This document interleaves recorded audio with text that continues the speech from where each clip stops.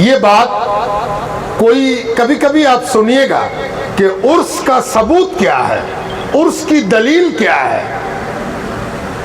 तो पहली दलील ये है कि ये किसी के पास नहीं है सिवाय सूफियों के, सिवाय सूफी दर्शन के, सूफी फलसफे के, सूफी फिलॉसफी के। किसी के पास ये नहीं है कि जिस दिन कोई दुनिया से जाएगा वही दिन उसके लिए बड़ी अहमियत का है, इसलिए कि सारा रिवार्ड और सारा एवार्ड, सारा इनाम और सारा मर्तबा और सारी मेहरबानी अल्लाह की उसी दिन तो उतरेगी अगर अच्छा है तो। और इसकी दलील भी मौजूद है। आज वक्त नहीं है कि बहुत तफसील में हम जाएं, बहुत ऐसी बातें आपके सामने रख देता हूं जो कॉमन है, सबके जानने का है। कहने को आज ये दरगाह सिकुड़ के बहुत छोटी सी हो गई है। कोई आएगा देखने तो कहेगा अरे यहाँ पर कोई इमारत नहीं है, कोई बड़ा सा भूभाग नहीं है, कोई बड़ा सा बुलंद दरवाज़ा नहीं है, ये तो बहुत छोटी सी दरगाह लगती है। जी, ज़माना इस अंदाज से अपनी रफ्तार तय करता है कि वो हर बुलंद को पस्त करता है। जो चीज़ बुलंद होती है उसका नीचे आकर पस्त हो जाना, बराबर हो जाना, यही सच्चाई है।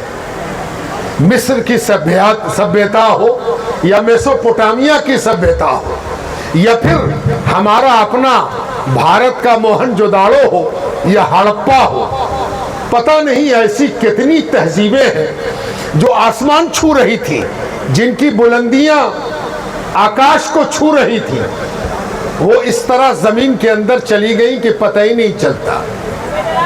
लेकिन ये बात बड़ी काबिल गौर है कि जिस दरगाह में आप बैठे हुए हैं, इस दरगाह ने इतिहास रचा है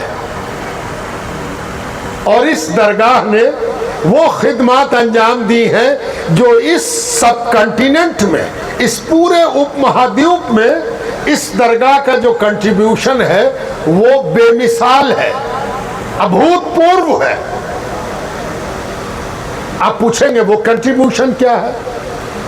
ये कंट्रीब्यूशन ये है कि इस बुजुर्ग ने, इस अल्लाह वाले ने, इस सूफी ने एक ऐसा चेन शुरू किया, एक ऐसी जंजीर बनाई, एक ऐसी गुरु परंपरा की वंशावली तैयार कर दी जिसमें वो आदमी पैदा हुआ जिसने इस उपमहाद्वीप में तसव्वुफ को कलम से लिखने का कारनामा अंजाम दिया। यानी मखदूम में जहां शेख शराफुद्दीन अहमद यहिया मनेरी, हो सकता है आप में से कोई कहे कि बिहार के सूफी हैं, बिहार में इनका मज़ार है। हो सकता है कोई पूछे इनका ज़माना क्या है और आप कह दीजिए कि 13वीं शताब्दी ईस्वी, 13वीं और 14वीं शताब्दी ईस्वी इनका ज़माना है। इनसे क्या रिश्ता है? इनके भाई और इनके शिष्य के वो शिष्य हैं, यानी मखदूम साहब के गुरु नजीबुद्दीन फिरदौसी और उनके गुरु रुकनुद्दीन फिरदौसी। इतना करीब का रिश्ता है। लेकिन वो है क्या? आपको मालूम है कि चिश्ती बुजुर्गों ने यहाँ इतनी बड़ी जात दिल्ली में लेटी हुई है, सुल्तानुल मशाइख महबूब इलाही ख्वाजा निजामुद्दीन औलिया जरी जरबख्श कुद्दसा सिर्रुहुल अजीज, उनसे पहले बाबा फरीदुद्दीन मसूद, उनसे पहले ख्वाजा कुतुबुद्दीन बख्तियार काकी महरौली में, और उनसे पहले ख्वाजा खाजगान ख्वाजा मोइनुद्दीन चिश्ती। फिर इसी दिल्ली में चिराग दिल्ली मौजूद है, हजरत ख्वाजा नसीरुद्दीन महमूद। इतने बड़े बड़े चिश्ती सूफिया, इन्होंने वो काम अंजाम दिया जिससे इस जमीन पर दुनिया की पहचान कायम हो गई कि ये इंसान बनाते थे, इंसानों के काया पलट करते थे, ये क्रांति ला देते, ये बताते थे कि इंसानियत क्या है। इंसानियत को किसी धर्म की दीवार, किसी मसलक की बाउंड्री, किसी रंग और किसी भाषा की बाउंड्री में बंद नहीं किया जा सकता। मानवता इससे बुलंद चीज है, इंसानियत इससे बुलंद चीज है। लेकिन इस दर्शन को लिखने का, फैकल्टी बनाने का, किताब बनाने का, विद्या बनाने का, ज्ञान बनाने का काम अधूरा था। उसको जिसने पूरा किया वो इस उस्ताद के शागिर्द ने, जिसका नाम है मखदूम जहां शराफुद्दीन यहिया मनेरी। उन्होंने इनको पूरा किया। तो ये वो दादा लेटे हुए हैं जिनके पोते हैं मखदूम जहां। और एक और बात सुन लीजिए, आप तो आज उर्स में आए हैं, आप कहिएगा अजमेर में बहुत भीड़ होती है, दिल्ली में बहुत भीड़ होती है, लेकिन आपको मालूम नहीं है कि इस हिंदुस्तान में उर्स की शुरुआत आपकी की हुई है। और ये बात मखदूम जहां ने खाने पुरनेमत ने फरमा दी है कि उर्स जिस शक्ल में आज राइज है, पहचाना जाता है, जाना जाता है, हजरत ने उसका आगाज किया था कि जब किसी बुजुर्ग के इंतकाल की तारीख इस हिंदुस्तान में पैदा होती, यानी तारीख आती, तो हजरत एहतमाम करते, लोगों को जमा करते, खाने का इंतजाम करते, अच्छी गुफ्तगू होती, खाना खिलाया जाता। और आपको तो मालूम है कि उर्स के मतलब होते हैं नाम, धर्म, भाषा, रंग, लिंग पूछे बगैर खाना खिलाना। आओ खाना खा लो, पानी पी लो, भर पेट खाओ, तुम कोई भी हो, तुम कहीं से भी आए हो, आज उर्स है, आज खाना खिलाने का दिन है, भर पेट खाओ, इत्मीनान से खा के जाओ। तो इसका जिसने आगाज किया उनका नाम क्या है? शेख रुकनुद्दीन फिरदौसी अलैहि रहमा व रिजवान। और आपको तो मालूम है कि जब कोई चीज बुनियादी होती है तो वो मिट्टी में चली जाती है।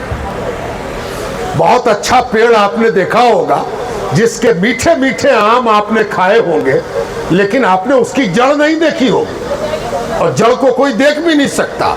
जड़ तो मिट्टी के अंदर चली जाती है, लेकिन अपना काम करती रहती है, जिससे मीठे आम और मीठे फल और मीठे मेवे आपको मिलते रहते हैं। तो शेख रुकनुद्दीन फिरदौसी वो हैं जिनको पहचानने वाले लोग आज कम जरूर हो गए हैं, लेकिन इनका काम ऐसा है जो हर जगह पहचाना जाता है और जाना जाता है। पता नहीं कितने भूखों को उर्स के हवाले से खाना मिलता है, और इज्जत के साथ मिलता है, सम्मान के साथ मिलता है। उर्स का खाना दया करके नहीं खिलाया जाता, और उर्स का खाना दान का खाना नहीं है।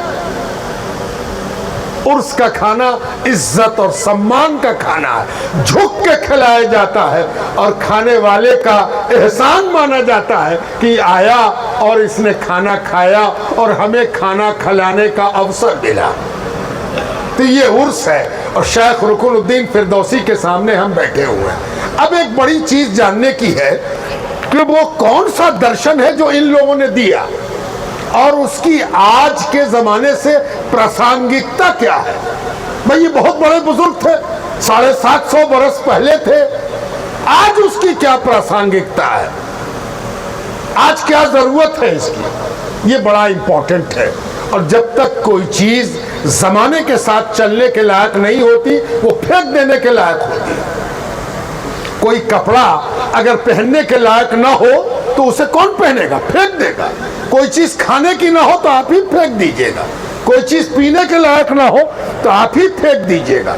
ये 800 बरस के बाद इनकी कदर क्यों है, इनके पास कोई क्यों आ रहा है, इसकी क्या जरूरत है? जब आप इसकी तरफ आगे बढ़ेंगे तो आपको जानकर हैरत होगी कि इनके शागिर्द के शागिर्द, मुरीद के मुरीद, इनके खलीफा के खलीफा मखदूम जहां ने इनकी तर्जुमानी की है कि चाहते क्या हैं, इनका आदर्श क्या है, इनका दर्शन क्या है। और जब उस फलसफे को आप सामने रखेंगे, मसलन एक बहुत मशहूर वाकया जिसे बार बार दोहराया जाता है, हो सकता है आप भी सुन चुके हो, कि मखदूम जहां शरफुद्दीन यहिया मनेरी, जिनके सिलसिले का नाम फिरदौसी है, फिरदौसी सिलसिला, और इसीलिए ये जगह फिरदौसी कहलाती है। एक रवायत के मुताबिक फिरदौसी सिलसिले की शुरुआत आरंभ हजरत से है, चूंकि आपके पीर ने आपसे कहा था, शुमा मशाइख फिरदौस हस्ते, सुनो तुम उन गुरुओं में से हो, तुम उन अल्लाह वालों में से हो जो जन्नत और फिरदौस के मशाइख हैं। यानी यही बड़े नहीं है, जन्नत में भी स्वर्ग में भी इनकी तरफ इशारा करके कहा जाएगा कि स्वर्ग के बड़े गुरुओं को देखना चाहो तो ये हैं। इसीलिए इनको मशाइख फिरदौस कहा गया। फिरदौस कुरान में जन्नत का एक नाम है, एक नाम फिरदौस भी है, स्वर्ग का एक नाम फिरदौस भी है। तो फिरदौसी सिलसिला, अब फिरदौसी सिलसिले की तालीम क्या है, लेसन क्या है, क्या शिक्षा मिलती है, इसको जानने की भी बड़ी ज़रूरत है। मैं सिर्फ एक वाक़या आपको सुनाता हूँ कि मखदूम जहां शरफुद्दीन यहिया मनेरी रहमतुल्लाह अलैह एक रोज़ बिहार में अपनी खानकाह में बैठे थे और अपने गुरु के आदर्श के मुताबिक लोगों को शिक्षा दे रहे थे। दोपहर का वक्त था, 12 बज रहे होंगे कि एक बुढ़िया आई, डंटा टेकती हुई एक बूढ़ी औरत आई। उसकी वेशभूषा देखकर लग रहा था कि वो मुसलमान नहीं है, गैर मुस्लिम है। वो करीब आई और उसने करीब आकर कहा, बाबा मैंने एक मन्नत मानी थी, मुराद मांगी थी कि अगर मेरा एक काम है वो हो जाएगा तो मैं कुछ पकाऊंगी और उसे अपने हाथों से बाबा को खिलाऊंगी। तो मेरी मुराद पूरी हो गई है। मेरे दिल की आशा है कि हम कुछ पका के लाए हैं, आप मुंह खोलिए, हम खिला दें, ताकि मेरी मुराद पूरी हो गई है। अब मुराद के साथ जो शर्त थी वो भी पूरी हो जाए। मुराद तो पूरी हो गई, काम हो गया। अब मैंने कहा था कि काम हो जाएगा तो खाना खिलाएंगे, वो भी अपने हाथ से खिलाएंगे, अपना पकाया हुआ खिलाएंगे। तो आप मुंह खोलिए, हम खिला दें। जब ये बात उसने कही तो आपकी खानकाह में, आपके गद्दी पर बैठे हुए जितने लोग थे, सबके चेहरे पर परेशानी पैदा हुई, पेशानी सिकुड़ गई, जैसे किसी को ये बात पसंद ना आई। क्यों? इसलिए कि सूफी आम तौर से प्रायः रोजा रखता है, सिर्फ रमजान में नहीं। रमजान का रोजा तो फर्ज है, इसके अलावा भी सूफी कसरत से रोजा रखते हैं। आप जानते हैं कि हुजूर पाक अलैहिस्सलाम ने एक सवाल का जवाब देते हुए फरमाया कि अगर किसी को हमेशा रोजा रखना हो तो वो इस तरह रखे कि एक दिन रोजा रखे, एक दिन खाना खाए। एक दिन रोजा रखे, एक दिन खाना खाए। इसकी बहुत सी लॉजिक है, बहुत सा इसका तर्क है। एक तर्क ये है कि अगर कोई बराबर रोजा रखेगा तो रोजे को आसान समझ लेगा। हम रोज रोजा रखते हैं, पैदल चलने वाला कहता हम रोज 3 किलोमीटर चलते हैं, जो न चलता हो 3 किलोमीटर चले तो दम फूले लगेगा, अरे बाप बहुत चल गए हम। और जो रोज चल रहा है वो हंस रहा है, क्या चलेगा, हम तो रोज 3-4 किलोमीटर चलते हैं। कहीं ऐसा ना हो कि रोजा मजाक बन जाए। इसलिए एक दिन रोजा रखो, एक दिन खाना खाओ, ताकि खाने की हवस भी बाकी रहे, खाने की फिक्र भी बाकी रहे और रोजा रखने का मजा भी मिलता रहे। दूसरे ये कि हजरत दाऊद अलैहिस्सलाम की यही सुन्नत है, तो एक नबी की सुन्नत पर भी अमल हो जाए। ये एक अलग मौजू है, इस पर बहुत बात की जा सकती। लेकिन आपसे सिर्फ एक बात अर्ज कर दें कि सूफी ज्यादा रोजा इसलिए रखता है ताकि भूखों की भूख से उसका संबंध कटे नहीं, उसको हमेशा भूख समझ में आए, प्यास समझ में आए, ताकि कभी भूखा आ जाए तो भर पेट खाने वाला भूख को नहीं जानता। जो रोजा रखता है वही जानता है कि भूख क्या है और प्यास क्या है। मखदूम साहब की खिदमत में वो बुढ़िया दिन में आ गई और कहने लगी कि हम खिलाना चाहते हैं। सब लोगों को बड़ा बुरा लगा, भला ये कौन औरत है कि ये दिन के उजाले में आ गई है कि हम खिलाएंगे, जबकि सब रोजा है, हजरत भी रोजा है। हजरत ने मुंह खोल दिया और कहा ला माई खिला दे। वो बूढ़ी औरत आगे बढ़ी, अपना खोंचा खोला, निकाला, अपने हाथ से हजरत को खिला दिया और हजरत को मुंह चलाते हुए निहारती रही, देख रही है कि खा रहे हैं और कहने लगी धन्य हो महाराज, आपने मेरी दोनों मनोकामना पूरी कर दी। आपकी दुआ से मेरा काम भी हो गया और मेरी मन्नत थी कि खाना खिलाएंगे, वो भी आपने खा लिया। धन्य हो कहती हुई लौट गई। जब वो लौटी तो खानकाह में बैठे हुए लोग पहले ही से उत्सुकता उनके अंदर जाग गई थी कि भला बताइए रोजे को कैसे तोड़ दिया, वरक तोड़ के खाना खा लिया, ये क्या किया।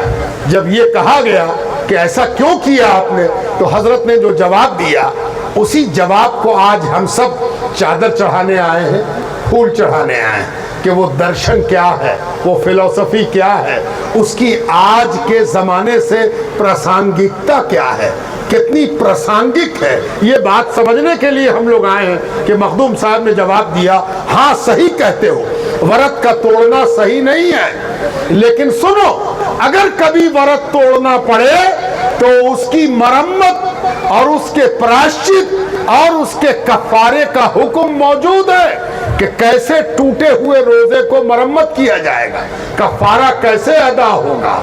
लेकिन जान लो किसी का दिल तोड़ने का कोई कफारा नहीं है। अगर दिल टूट गया तो उसकी मरम्मत नहीं हो सकती, उसका प्रायश्चित नहीं हो सकता। इसीलिए मैंने रोजा तोड़ना तो कबूल कर लिया, दिल तोड़ना कबूल नहीं किया कि कहीं इसका दिल टूट गया तो उसको कैसे सिया जाएगा।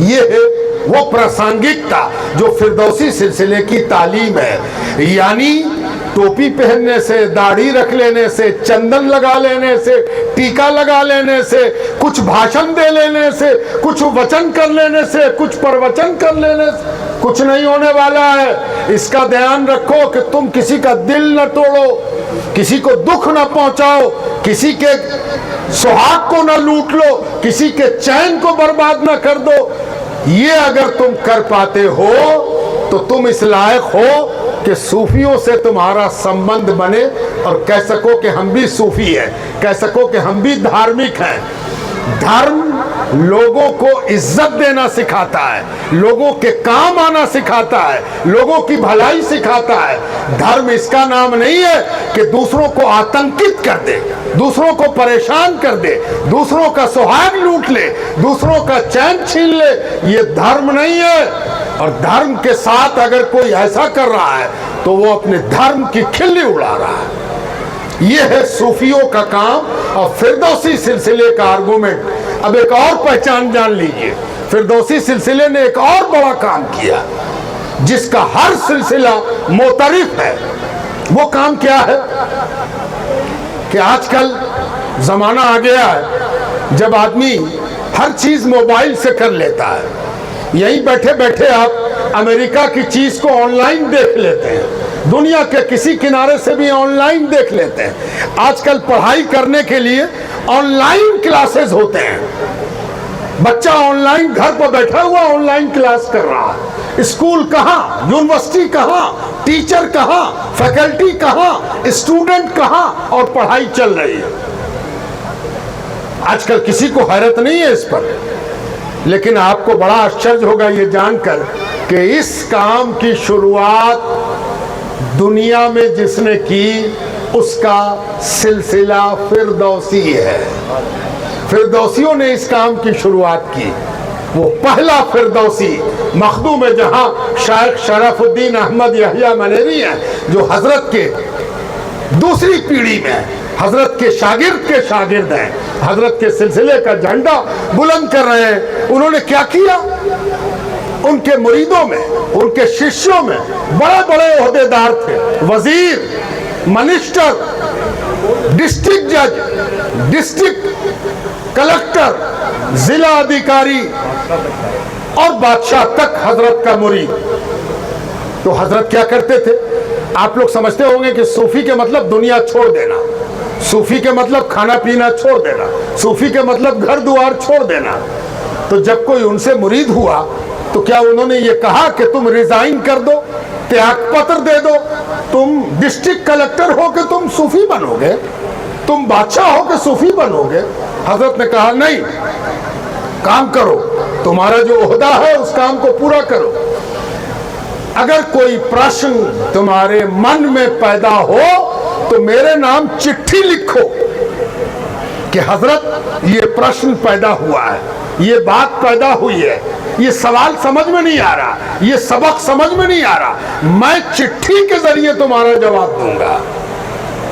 ये एक नया आयाम गढ़ा जा रहा, एक नई दुनिया तक तश्कील दी जा रही है हुसूल इल्म की, इल्म के हुसूल की।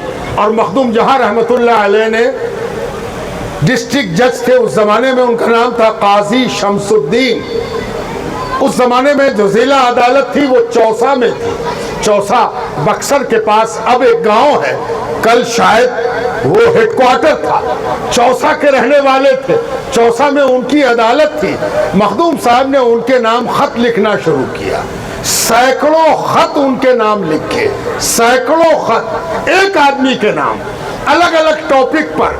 खत की दुनिया में, चिट्ठी लिखने के संसार में एक क्रांति आ गई। वरना चिट्ठी क्या लिखी जाती है? मैं खैरियत से हूँ, तुम्हारी खैरियत चाहता हूँ, मुन्ने के चचा नौकरी पा गए हैं, बेटा अब 2 साल का हो गया, किताब खरीद लिया है, इसी का नाम चिट्ठी है। लेकिन मखदूम साहब ने जो चिट्ठियां लिखी वो इतनी अहम हुई, इतनी अहम हुई, इतनी महत्वपूर्ण हुई कि ऑस्ट्रिया से एक आदमी आया, ऑस्ट्रिया से चल के हिंदुस्तान आया। क्यों आया? लोगों ने समझा ताजमहल देखने आया होगा। उससे पूछा गया कि तुम क्यों आए हो? उसने कहा हम पीएचडी करने आए। किस पर करोगे पीएचडी? कहा उसी चिट्ठी लिखने वाले पर करेंगे जिसने दुनिया को सिखा दिया कि ये चिट्ठी, इससे ज्ञान की प्राप्ति हो सकती है, पाठ्यक्रम पढ़ाया जा सकता है, सिलेबस पढ़ाया जा सकता है, दुनिया की तकदीर बदली जा सकती है। और उसने यहाँ पीएचडी की। मखदूम साहब की चिट्ठियों का अंग्रेजी में ट्रांसलेशन किया, अनुवाद किया और नाम रखा the 100 letters of Sharafuddin Yahya Maneri. आपको जान के हैरत होगी कि आपको मालूम हो या ना मालूम हो, वाशिंगटन से इसके 7 एडिशन हो चुके, इंडिया से भी ये कई बार छप चुकी। खुदाबख्श लाइब्रेरी पटना ने इसको शाया किया, अंग्रेजी अनुवाद। और इस अंग्रेजी अनुवाद करने वाले ने वेटिकन सिटी जाकर ईसाइयों के सबसे बड़े मजहबी रहनुमा को अपना ट्रांसलेशन पेश किया। वेटिकन सिटी के पोप ने इस किताब को लेकर दुनिया को दिखाया और कहा कि बाइबल पढ़ने के बाद अगर आपको फुर्सत मिले तो ये एक बेहतरीन करिकुलम है, इसको अगर आप पढ़ेंगे तो आपके ह्यूमन वैल्यूज को फायदा होगा। ये है फिरदौसी सिलसिला। और आज हम लोग फिरदौसी सिलसिले के हेडक्वार्टर में बैठे हुए हैं। इससे पहले कि हम आयते करीमा का तर्जुमा करके अपनी बात खत्म कर दें, एमएलए साहब से भी हम कुछ कहना चाहते हैं। ये एमएलए हैं और जब भी अल्लाह किसी को इज्जत देता है तो उसके कांधे पर बड़ी जिम्मेदारियां देता है। एमएलए बनना आसान नहीं है। जब कोई एमएलए बनता है तो गोया एक निश्चित अवधि के लिए सेवा के हवाले से उसका निर्वाचन जमीन पर आसमान के हुक्म से होता है। बगैर अल्लाह के हुक्म के कोई कुछ नहीं बनता। तो उससे ये उम्मीद की जाती है कि वो सेवा के मॉडल को जीवंत करेगा, बामाना बनाएगा, सच्चाई तक पहुंचाएगा। हमें क्या कहना है कि ये दरगाह 750 साल पुरानी, हर पुराने कागज में इसका जिक्र मौजूद, तमाम पुरानी चीजों में इसका विवरण मौजूद। ये एक ऐसे बुजुर्ग जिनके पास उस वक्त की दुनिया चल के आती है। कोई ऐसे ढके छुपे बुजुर्ग नहीं है। हिस्ट्री की कोई किताब आप उठा लीजिए जिसमें दिल्ली के सूफियों का विवरण हो, चाहे वो किताब 600 बरस पुरानी हो चाहे 700 बरस पुरानी हो, उसके बाद वाली तो नकल कर रही है। 600 साल पुरानी किताब में भी हजरत का जिक्र मौजूद है और हजरत की महत्ता, इंपॉर्टेंस, इनकी खिदमत और इनकी सेवा का जो सर्किल है उसको बयान किया गया है। लेकिन आज क्या है कि आज जिन लोगों को इख्तिदार मिलता है, जिन लोगों को शासन करने का मौका मिलता है, वो ये भूल जाते हैं कि हमें क्या करना है और क्या नहीं करना है। आपको जान के हैरत होगी कि जिस प्लॉट पर आप बैठे हैं, इस प्लॉट को पहचानने में ही सरकार से गलती हो गई। हाई कोर्ट ने ऑर्डर किया कि इतने नंबर प्लॉट पर आप जाकर इंक्रोचमेंट हटा दीजिए, 549 पर जाकर इंक्रोचमेंट हटा दीजिए, पार्क बना दीजिए, एक ग्रीन बेल्ट बना दीजिए ताकि लोग सुख सुविधा प्राप्त करें, ठंडक महसूस करें। बड़ी अच्छी बात है, कौन कहेगा भाई, बहुत अच्छा है। 549 पर जाकर पार्क बना दीजिए, जो इंक्रोचमेंट है सब हटा दीजिए। जी 549 पर पार्क बनाना था, लेकिन इतने ईमानदार हो गए लोग कि 549 के बताए 556 पर आकर पार्क बना दिया और दरगाह को तोड़ के छोटा कर दिया। ये 549 नहीं है, ये 556 है। ऑर्डर 549 पर हुआ और 556 पर कैंची चल गई। पहले तो हम लोग बहुत हंसते थे कि फला डॉक्टर साहब ने ई वाले दांत के बजाय ई वाला दांत उखाड़ दिया और बड़ा हल्ला होता था। एमएलए साहब भी कहते थे जिंदाबाद मुर्दाबाद, बहुत बात होती थी। लेकिन बाद में मालूम होता था कि डॉक्टर बड़ा गड़बड़ कर गया भाई, ये तो बहुत खराब किया इसने, ऐसा कैसे हो गया। अब पता चला कि डॉक्टर ही नहीं, हम लोग भी ऐसा कर लेते हैं। तो ये गड़बड़, हम ये जानना चाहते हैं कि ऐसी गड़बड़ी को कब तक बाकी रखा जाएगा।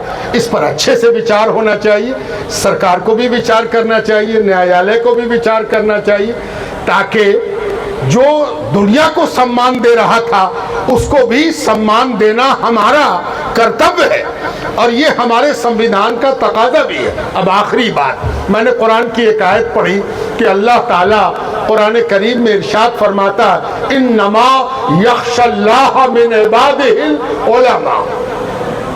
ये क्या बात है, इस आयत में अल्लाह ताला ने क्या कहा? आलिम कौन है? आलिम, आपसे भी कभी पूछ दिया जाए कि आलिम कौन है, तो जानते हैं इसका जवाब क्या दीजिएगा आप? सोच रहे होंगे आप, आलिम वो है जिसके पास आलिम होने की सनद हो, कागज का टुकड़ा हो, कौन मदरसे से पढ़ा है, मदरसा बोर्ड से पढ़ा है या किसी और मदरसे से पढ़ के आलिम हुआ है। बहुत से लोग शक्ल सूरत देख के कहते कि आलिम है भाई, ये मौलाना है ना, ये मौलाना लग रहा है, आलिम है। लेकिन आपका कुरान इस सिलसिले में क्या कहता है, इसको देखने की जरूरत है कि कुरान करीम ने क्या कहा। अल्लाह ताला फरमाता, इन्नमा यख्शल्लाह मिन इबादिही, अल्लाह के बंदों में, आप भी बंदे, हम भी बंदे, इधर भी बंदे, इधर भी बंदे, सब बंदे हैं, माने या न माने सब अल्लाह के बंदे हैं, है ना, तकदीरी बंदे हम सब हैं। अल्लाह ताला फरमाता है कि अल्लाह के बंदों में आलिम वही है जो सचमुच अल्लाह से डरता है, जिसके अंदर अल्लाह का डर है वही आलिम है। यानी जो इस ज्ञान तक पहुंच गया है कि इनसे क्या डरना, डरने के लायक तो सिर्फ अल्लाह है जो सब जानता है, जो सब देखता है। इनसे तो हम छिपा लेंगे, इनको तो हम ढांक देंगे, इनके मुंह पर हाथ रख देंगे, इनकी जेब गर्म कर देंगे। ये हो सकता है कि किसी राजनीतिक लाभ के लिए चुप रह जाएं, तो इनसे क्या डरना, इनको तो चुप कराया जा सकता है। डरना तो उससे है जो सब जानता है और सब देखता है, जो इस सच्चाई तक पहुंच जाए सचमुच आलिम वही है। और जो इस सच्चाई तक पहुंच गया उसी का नाम शेख रुकनुद्दीन फिरदौसी है, यही आलिम है। इसी को आलिम रब्बानी कहते हैं। यही वो आलिम है जिसके डरने वाले को अल्लाह ताला ने सादिकीन कहा, कुनू मा सादिकीन, सच्चों के साथ रहो। कौन चीज का सच्चा? सच किस बात का? किसको सच्चा कहते हैं? सच्चा वो है जो अल्लाह से डरने में सच्चा है। अल्लाह से डरने में अगर सच्चा है तो उसको कस के पकड़ लो, इसलिए कि वो जो अल्लाह से डरता है तुमको भी अल्लाह का डर सिखा देगा, अल्लाह का डर बता देगा। हम सब की आमद का मकसद यही है। कभी कभी अपने नीयत को भी दुरुस्त कर लिया। काहे को आए हैं? उर्स में आए हैं। काहे को आए हैं? कुछ प्रसाद लेंगे, अच्छी बात, लेकिन असली नीयत क्या होनी चाहिए?